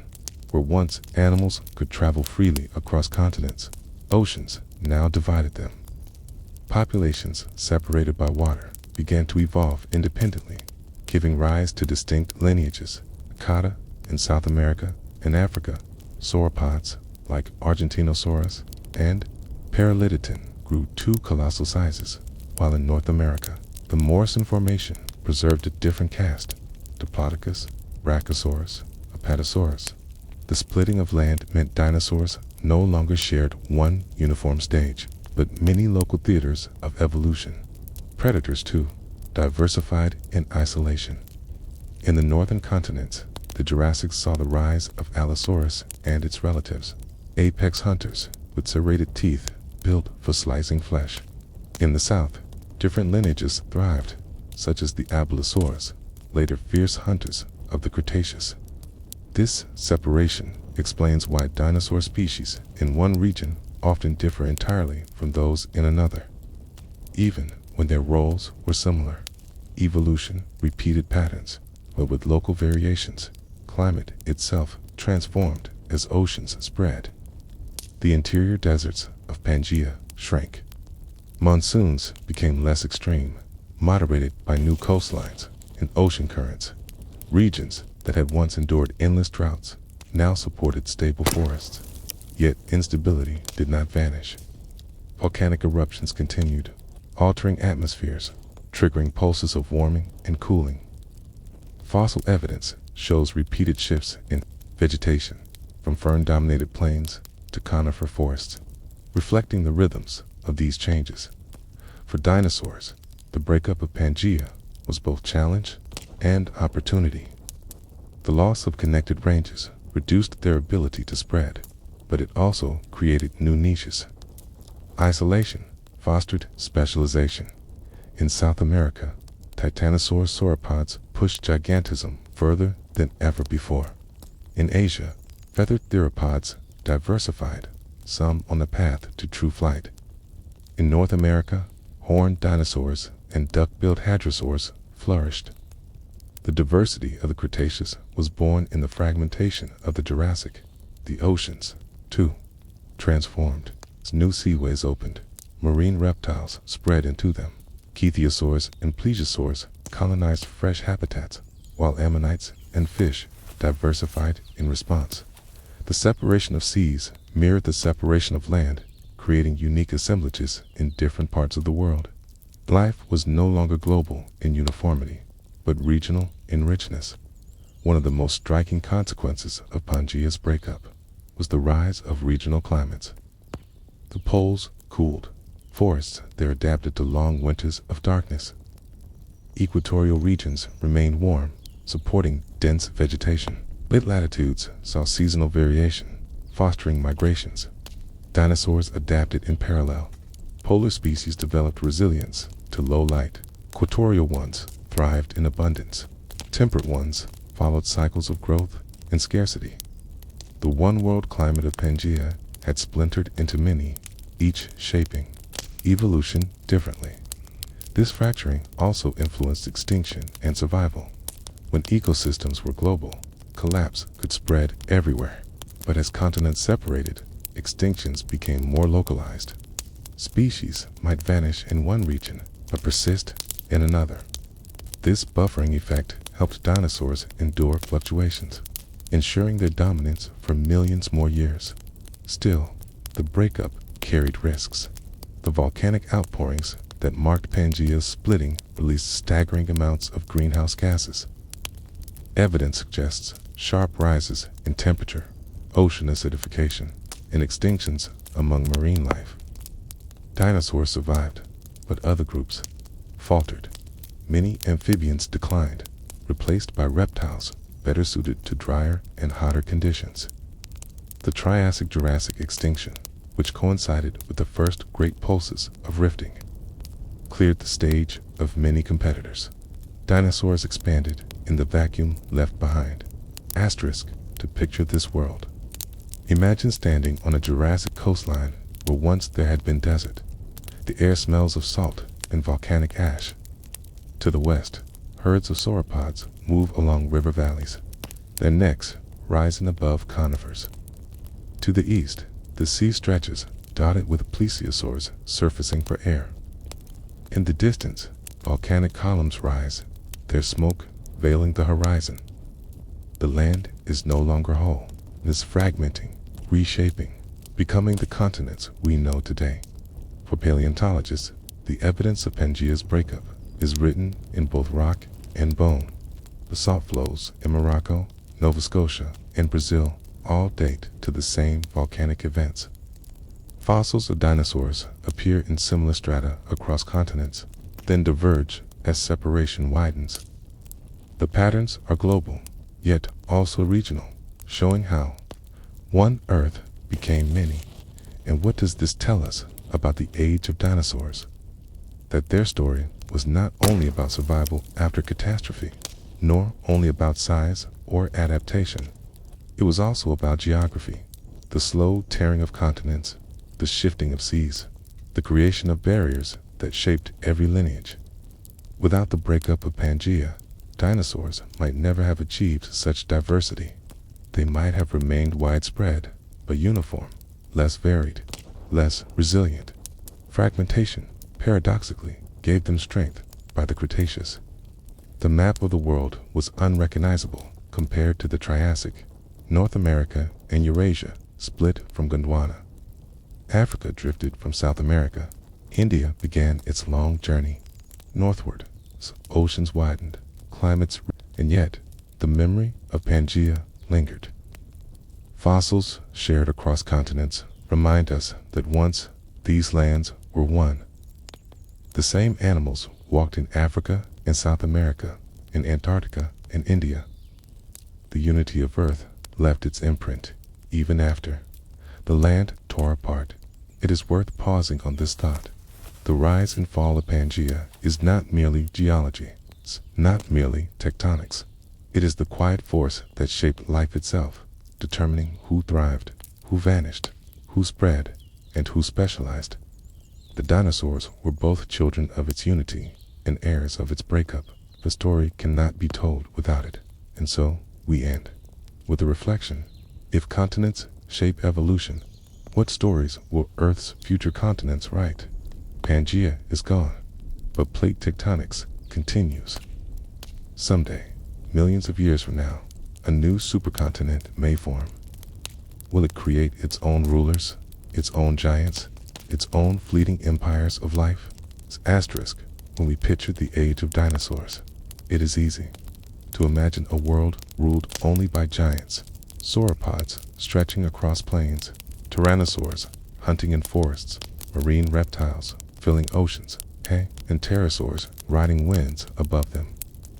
But hidden beneath this spectacle was another story, quieter, smaller, and no less important. For while dinosaurs dominated the earth, tiny creatures scurried in the undergrowth, dug into burrows, and crept through the night. These were the first mammals, and their story is one of survival, patience, and resilience in a world where they could never afford to rule openly. The origins of mammals stretch back deep into the Triassic, when reptiles still held sway and the first dinosaurs were just emerging. Their ancestors were a group of synapsids, sometimes called the mammal-like reptiles, though they were not reptiles at all. A lineage separate from the archosaurs that gave rise to dinosaurs long before the Triassic in the Permian period. Synapsids, such as Dimetrodon, had already been top predators. But after the Great Dying at the end of the Permian, synapsids declined, and archosaurs rose. From that point onward, mammals would live in the margins by around 225 million years ago. The first true mammals appeared. They were small, shrew-like animals, no larger than a mouse or rat. Fossils showed delicate jaws with differentiated teeth, incisors, canines, and molars, a key mammalian trait. Unlike reptiles, whose teeth were often uniform, mammals could slice, tear, and grind food with precision. This allowed them to exploit varied diets, insects, seeds, small vertebrates. Their teeth were tools for adaptability, a quiet advantage. In uncertain times, size, though seemingly a weakness, was their shield. While dinosaurs grew vast, mammals stayed small. They required fewer resources, lived in burrows, and foraged at night. In a world where predators loomed everywhere, remaining unobtrusive was a survival strategy. Paleontologists believe many early mammals were nocturnal. Their skulls reveal large eye sockets, suggesting sensitivity to low light. They may also have developed whiskers and keen hearing, traits that help them navigate darkness. While dinosaurs owned the day, mammals owned the night. The environments they inhabited were harsh. The Triassic and Jurassic landscapes were filled with dangers. Small predators lurked, and larger ones trampled the ground above. But mammals carved niches in overlooked places. They dug tunnels in soils, nested in sheltered hollows, or climbed into low vegetation. Fossil burrows from the Jurassic hint at communal living. Groups of small mammals sheltering together for warmth and protection. 1. Early mammal Morganucodon lived around 205 million years ago in what is now Wales and China. It weighed just a few ounces, fed on insects, and likely lived in crevices. Fossils of its jaws show the precise fit of molars, a sign of chewing efficiency. Another, Megazostrodon, showed adaptations for nocturnal life, with large eyes and agile movements. These were not dramatic creatures, but they were survivors, refining traits that would later define all mammals. Their reproduction, too, may have set them apart. While reptiles laid clutches of eggs, early mammals are thought to have given birth to live young or produced small, well-developed offspring. Evidence for monotremes egg-laying mammals today and marsupials suggests a range of strategies, but all were more specialized than those of reptiles. This may have allowed young mammals to survive in hidden nests, cared for by parents, rather than exposed in large egg clutches, vulnerable to predators. Insects were their constant companions and prey. Fossilized mammals' stomach contents and droppings revealed beetle parts, insect wings, and traces of grubs by controlling insect populations. Mammals occupied an ecological role, often invisible but significant. Their digging also aerated soils, influencing plant growth. Even in their obscurity, they shaped the world in small ways. Yet life in the shadows was not without risks. Fossil evidence shows mammal bones in the stomachs of small theropod dinosaurs. Some predators specialized in hunting them, sniffing out burrows and nests. To survive, mammals relied on speed, agility, and the ability to vanish into cracks and undergrowth. Their lives were brief, their existence precarious, but in every ecosystem they endured. Their persistence tells us something about resilience. Dinosaurs were spectacular, but specialized. Mammals were ordinary, but versatile. They did not need dominance to survive. They needed patience. For over 150 million years, they lived alongside dinosaurs without ever replacing them. Their story is not of conquest, but of endurance, of waiting for a world to change. Imagine standing in a Jurassic forest at dusk. The air is heavy with the calls of insects. In the distance, a Diplodocus herd moves slowly through the trees. Their immense bodies silhouetted against the fading light. Above, a pterosaur wheels, searching for fish in a river. And at your feet, unseen unless you crouch, a tiny mammal scurries from one patch of ferns to another, pausing, listening, then vanishing into its burrow. To most observers, it would seem insignificant, yet it carries within it the future, the blueprint of traits that would one day give rise to humans. Still, we must resist the temptation to see these mammals only as ancestors of ourselves. In their time, they were complete beings, successful in their own right. They did not live for a distant future, but for the immediate present, to find food, to escape predators, to raise young. Their story, though often overlooked, is no less meaningful than that of the giants above them. And so, the question lingers: what allowed these small survivors to persist when so many others vanished? Was it their size, their adaptability, their nocturnal habits, or simply luck in the endless lottery of evolution? The fossil record gives us hints, but not certainty. What it does reveal is that even in the shadows of giants, life found ways to endure. Asterisk, the earliest mammals were not rulers of their world. They were survivors, tucked into corners of ecosystems dominated by reptiles. Yet even as they hid, they were not stagnant. Across the long Triassic, Jurassic, and Cretaceous periods, mammals carried out an experiment in evolution as remarkable as the dinosaurs marched toward gigantism. Where dinosaurs explored scale, mammals explored subtlety. They refined senses, mastered night, and developed strategies that were less spectacular but no less profound. These quiet innovations became the seeds of their eventual success. One of the most important changes was in teeth.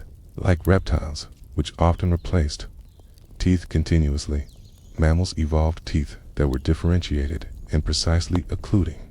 Incisors for cutting, canines for gripping, molars for grinding. Each type played a distinct role. The molars, in particular, with interlocking cusps, allowed mammals to process food with unusual efficiency. Fossils, such as those of Morganucodon, show this clearly. Their jaws display precision fitting with teeth sliding together like gears. It may seem mundane, but the ability to chew thoroughly unlocked diets unavailable to less specialized animals. Insects, seeds, small vertebrates, all could be consumed and digested more efficiently. This dental toolkit was paired with endothermy or warm-bloodedness.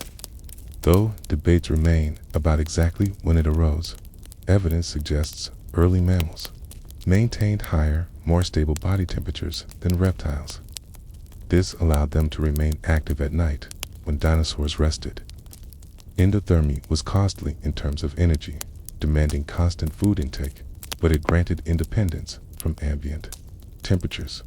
In the chill of night or the cold of high latitudes, mammals could remain active. In the shadows, this was an immense advantage. Asterisk linked to endothermy was fur. Fossil impressions of Jurassic mammals, such as Castoricata, reveal evidence of hair, confirming that mammals had long since developed insulating coats. Fur trapped warmth, protected skin. Another innovation was parental care. Unlike reptiles, which typically laid eggs and abandoned them, mammals invested in fewer but better protected offspring. Fossil evidence suggests some early mammals carried their young or kept them in burrows. Monotremes, marsupials, and placentals later developed different strategies, but all shared the principle of care. By nurturing young mammals increased survival rates, even if it meant lower numbers. It was a gamble that paid off across deep time. In the Jurassic, mammals also experimented with ecological roles. They were not all shrew-like insectivores. Fossils reveal astonishing diversity. Some grew adept at swimming. Castoricata lutricimilis, discovered in China, had webbed feet, a flattened tail, and fur suited to an aquatic lifestyle. Lived around 164 million years ago, hunting fish and insects in rivers, filling a niche remarkably similar to modern otters. Others experimented with gliding. Volaticotherium, also from China, possessed a membrane stretching between its limbs, allowing it to glide like a flying squirrel. Still, others developed digging adaptations, with strong forelimbs suited for burrowing. Mammals were small, yes, but they were not uniform. The fossil record of sites such as the Jahol biota in northeastern China has revolutionized our understanding of this diversity. Preserved in fine volcanic ash, fossils show mammals with hair, membranes, and even stomach contents. They reveal creatures like Rhipinomymus, a predator large enough to eat young dinosaurs. These discoveries remind us that mammals were not simply background characters in the age of dinosaurs. They were experimenting, adapting, and thriving in overlooked niches. Senses also sharpened in mammals. Their inner ear bones evolved from jaw bones of synapsid ancestors, granted them acute hearing. This adaptation, coupled with whiskers and large eyes, gave mammals dominance in nocturnal environments. They could detect insects in the soil, hear the rustle of prey, or sense danger in the dark. While dinosaurs specialized in vision and daylight activity, mammals specialized in hearing, smell, and the subtleties of touch. Burrowing became another hallmark. Fossil burrows in South Africa and North America suggest communal nesting sites. By retreating underground, mammals avoided predators, regulated temperature, and protected young. Tunnels became fortresses, invisible to the towering giants above. These underground worlds, though unseen, were ecosystems of their own. The Cretaceous period saw mammals push further still. Placental mammals emerged, developing extended gestation that allowed young to be born more developed. Marsupials refined their pouch strategies. Monotremes, retaining egg-laying, continued their ancient path. This division of strategies ensured flexibility. In different regions and climates, different approaches succeeded. And yet, despite all these innovations, mammals remained small throughout the Mesozoic. They rarely exceeded the size of a badger. Dinosaurs, with their scale and dominance, filled the roles of large herbivores and carnivores. Mammals stayed in the margins, bound by the ecological ceilings imposed by giants. But size is not the only measure of success. By the late Cretaceous, mammals had spread across every continent, inhabiting forests, rivers, coasts, and even polar regions. Their adaptability was their triumph. If dinosaurs embodied spectacle, mammals embodied subtlety. The dinosaur story is written in towering bones and dramatic forms. The mammal story is written in the quiet refinements of teeth, fur, hearing, and care. Both were successful, but in different ways. One dominated by being seen, the other by remaining unseen. As you imagine this world, picture a late Jurassic night. In the canopy, a small glider leaps, its membranes stretched, landing softly on a branch to seize an insect. In a riverbank, an otter-like mammal dives after fish, its fur streaming. Underground, a burrow hums with the warmth of nursing young. And above, in the moonlight, the silhouette of a sauropod passes, unaware of the lives beneath its feet. The dinosaurs ruled the earth, but mammals were building quietly. Every adaptation, every small innovation was a step toward resilience. They were not preparing for the dinosaurs' end, for evolution has no foresight. But when the end came, these traits gave them the tools to rise. And so, the thought lingers. Is success measured by dominance in the moment, or by endurance across deep time? The mammals of the Mesozoic could not answer. They simply lived, innovated, and survived. Their patience was their strength, their smallness, their shield.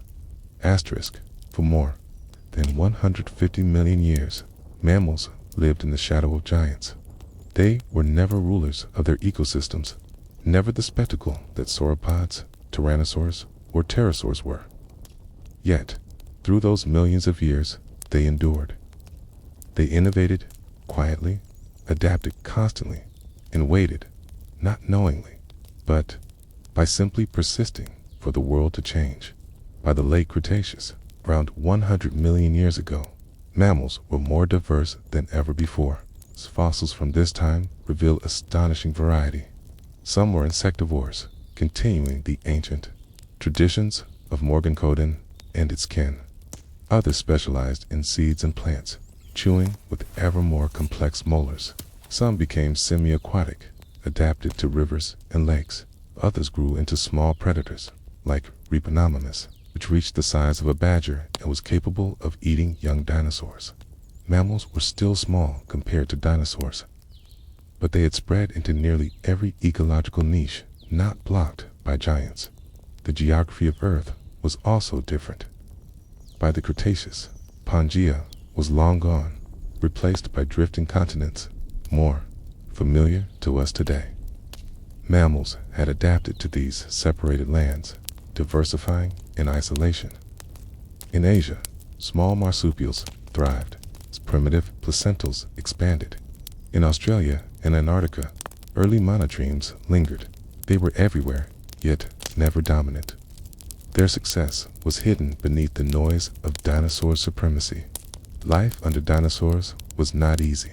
Predators were everywhere. Small theropods prowled forests, able to sniff out mammal burrows. raptors were agile enough to pursue them into trees. Even herbivorous dinosaurs could inadvertently trample them. To survive, mammals relied on strategies perfected over millions of years. Nocturnal habits, burrows, sharp senses, and rapid reproduction. Their survival was never about confrontation, but about evasion. And yet, in their obscurity, mammals flourished in ways dinosaurs never did. They refined brains that were proportionally larger than those of reptiles. Their sensory abilities sharpened. Their capacity for social behaviors and parental care deepened. They were building, in silence, the traits that would later define their age. Dinosaurs may have ruled the world, but mammals were learning how to endure it.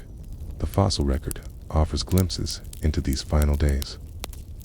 In the Johol biota of northeastern China, extraordinary fossils preserve mammals with fur, whiskers, and even stomach contents. Some glided, some swam, some hunted. These fossils show mammals not as passive survivors, but as active participants in ecosystems. Small, yes, but versatile and inventive. They were not simply waiting, okay? They were thriving in their own ways, even under constraint. Then came the great test. 66 million years ago, an asteroid struck Earth near what is now the Yucatan Peninsula. The impact unleashed devastation. Forests burned, skies darkened, and ecosystems collapsed. The giants of the Mesozoic, the non-avian dinosaurs perished. Pterosaurs, plesiosaurs, ammonites, all gone. The age of dinosaurs ended in a sudden, catastrophic silence, and the mammals survived. Why? The answer lies in the traits they had honed for millions of years. Their small size meant they required less food. Their burrows protected them from the immediate fires and fallout. Their nocturnal habits meant they could endure long nights and dim skies. Their diets were flexible. Many were insectivores, and insects survived the catastrophe by feeding on decaying matter. Their rapid reproduction allowed populations to rebound quickly once conditions stabilized. It was not strength that saved them, nor dominance. It was adaptability, versatility, and patience. Traits that had once confined them to the shadows now allowed them to inherit the light in the wake of extinction. Ecosystems were empty. The great herbivores were gone. The apex predators had vanished.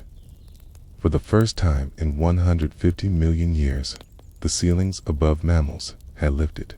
They spread rapidly into the vacant roles, grew larger, evolving into herbivores and carnivores. Others diversified into specialized niches, tree climbers, swimmers, burrowers. In a few million years, mammals had radiated into forms that would shape the modern world. Primates, ungulates, carnivores, all traced their rise to this moment. Looking back, it is tempting to see inevitability. Mammals enduring in the shadows, biding their time until the dinosaurs fell. But evolution has no foresight. Mammals did not survive for a future role. They survived because they were suited to their present. Small, adaptable, resourceful. With those traits, imagine the final nights of the Cretaceous. Forests still hummed with insect calls. In the shadows, mammals scurried, feeding, nursing young, unaware that the age of giants was about to end. Then, after fire and darkness, when the silence lifted, those same small creatures emerged into a world transformed. They did not plan for it, but they were ready. The age of mammals had begun. But it is worth ending with the question: does history belong to the rulers who dominate in the moment, or to the survivors who endure when the moment ends?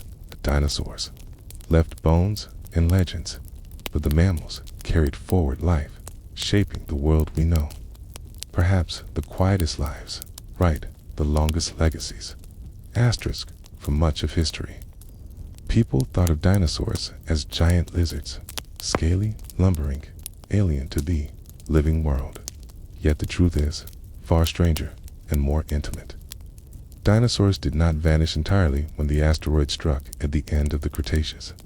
A lineage survived, and today it fills our skies, perches on our rooftops, and sings in our forests. Birds. Are dinosaurs?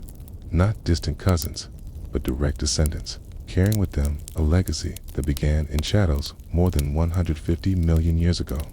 To see how this began, we must travel back to the late Jurassic, when dinosaurs still ruled unchallenged. Among the great sauropods and predatory theropods, a quieter revolution was taking place, the evolution of feathers. These feathers did not appear suddenly, nor were they initially meant for flight. They emerged first as simple filaments, thin strands of keratin sprouting from skin. Their purpose was not to soar, but to insulate. Small theropods, hunting in forests and undergrowth, faced the challenge of fluctuating climates. Nights grew cold, even in warm periods, and young animals needed protection. Feathers, at first little more than fuzz, trapped warmth. Fossil evidence from creatures like Sinosauropteryx, a small theropod from the early Cretaceous, shows clear impressions of such primitive feathers. They were not yet wings, but coats, a layer of survival. As feathers evolve, they gained new functions. Some became colorful, used in display to attract mates or intimidate rivals.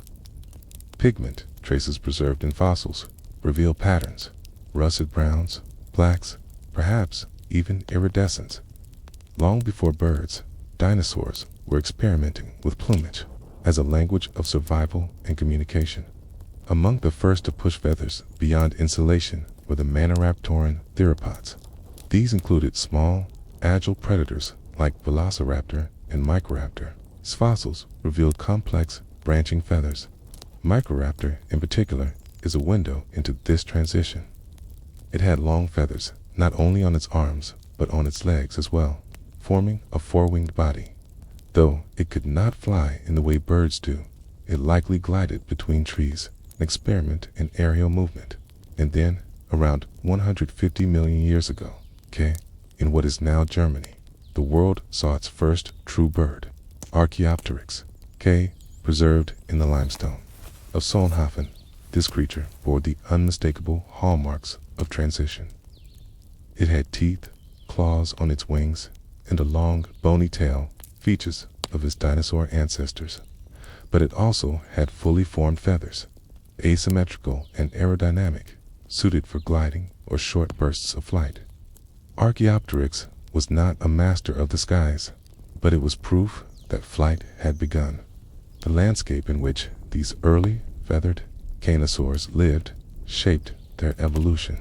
The Solnhofen Lagoon was a shallow, tropical environment, dotted with islands, lagoons, and forests. For small theropods, trees offered refuge and opportunity. Gliding from branch to branch allowed them to hunt insects, escape predators, and exploit new food sources. Feathers became tools for balance, display, warmth, and, ultimately, lift. The path to flight was not a single leap, but a gradual process. Feathers grew more complex, bones hollowed for lightness, forelimbs elongated, musculature adapted to power wing strokes. Each change was small, but together they transformed ground-dwelling hunters into creatures of the air. What is remarkable is that this revolution was not obvious in its time. For millions of years, feathered theropods lived alongside giants like Brachiosaurus and Allosaurus. Their presence was not dominant, but peripheral. They were shadows at the edge of a larger story, experimenting with forms that seemed insignificant compared to the spectacle of land-dwelling dinosaurs. And yet, when catastrophe came, it was these shadows that survived. Feathers also opened new ecological roles. They allowed smaller theropods to explore diets that others ignored. Some, like early troodontids, developed keen vision and intelligence, using feathers for warmth while they hunted at night. Others, like the dromaeosaurs, may have used feathers in complex social displays. In each case, feathers expanded possibility, offering versatility no scale or plate could match. The Chinese fossil beds of Liaoning have provided extraordinary windows into this world. Their entire communities of feathered dinosaurs have been preserved in volcanic ash. Confuciusornis, with its long ornamental tail feathers, Anchiornis, with patterned plumage preserved in detail, and numerous others, each showing that feathers were not rare but widespread. These discoveries have reshaped our understanding of dinosaurs, revealing them as vibrant, colorful, and more bird-like than we ever imagined. It is important to remember that feathers did not make dinosaurs superior in their age. Feathered dinosaurs remained small, often prey for larger predators. Their wings gave limited advantage at first. Their survival depended still on agility, intelligence, and caution. They were not rulers, They were experimenters, refining adaptations that would one day carry their descendants through the collapse of the Mesozoic world. Imagine standing in a late Jurassic grove at dawn. The ground trembles with the passage of sauropods. The air carries the distant call of a predator, but in the branches above, small shapes flit, A microraptor glides silently, landing on a trunk. An Archaeopteryx beats its primitive wings, flutters across a clearing, and disappears into shade. These are the first whispers of birdsong, faint and fragile against the thunder of giants. And so, we end this first section with a question. Were feathers destiny or accident? Did dinosaurs evolve them simply to keep warm, only for flight to emerge as a byproduct? Or was the sky always within reach, waiting for the right lineage to grasp it? By the early Cretaceous, the quiet experiments of the Jurassic had taken flight. What began as insulation and display had transformed into wings capable of carrying bodies into the air. The skies of the Cretaceous were no longer empty realms above dinosaurs. They had become ecosystems of their own, filled with feathered forms that perched, glided, and flew. Dinosaurs had conquered the land long before, but now their descendants began to master the air. The earliest birds, like Archaeopteryx, were still awkward in flight. Their wings were feathered, but their skeletons retained traits of their theropod ancestors. Teeth, claws on wings, long tails. They likely flew in short bursts, hopping from branch to branch, gliding more than soaring. Yet, their descendants grew steadily more refined. By the Cretaceous, birds had diversified into a spectrum of forms, experimenting with new ways of living. One of the most striking groups was the Anatrornithines, often called opposite birds because their shoulder joints were constructed in a way unlike modern birds. These creatures dominated the Cretaceous skies. Fossils show they had teeth in their beaks and claws on their wings, but also strong flight adaptations.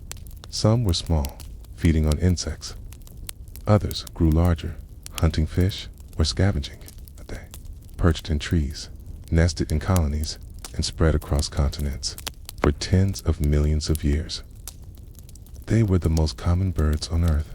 Alongside them evolved the ornithuromorphs, a lineage that would eventually give rise to all modern birds. Unlike Anatrornithines, they lost teeth earlier, developing true beaks. Their tails shortened into the pica style, a fused structure that supported tail feathers. These refinements gave them greater efficiency in flight. Fossils like Yannernis and Eastyanes show creatures that looked remarkably close to today's gulls and terns. With strong wings and streamlined bodies, they were capable of powered flight, not just gliding. The skies of the Cretaceous must have been alive with variety. Picture a coastal lagoon 120 million years ago.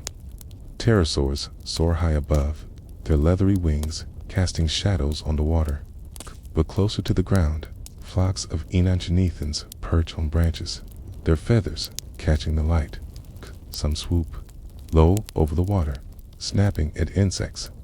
Others dive for fish. In the reeds, smaller ornithuromorphs flutter, chirping and calling. the air is no longer the domain of pterosaurs alone. Feathered dinosaurs have claimed it, filling niches once unimagined. Feathers themselves continue to evolve in function. Once mere filaments, then branching plumes, they became tools of extraordinary versatility. In flight, they provided lift, maneuverability, and stability. In display, they dazzled with colors and patterns, fossilized melanosums, pigment-bearing. Structures revealed that some early birds had iridescent plumage, shimmering like modern starlings. Others bore bands and spots. Reproduction, too, took new turns. Many early birds built nests, laying eggs in open sites, rather than burying them like reptiles. Fossil nests revealed circular arrangements of eggs, some with adults preserved in brooding positions. One famous specimen from China shows an ornithine preserved in the act of incubation, wings spread protectively over its clutch.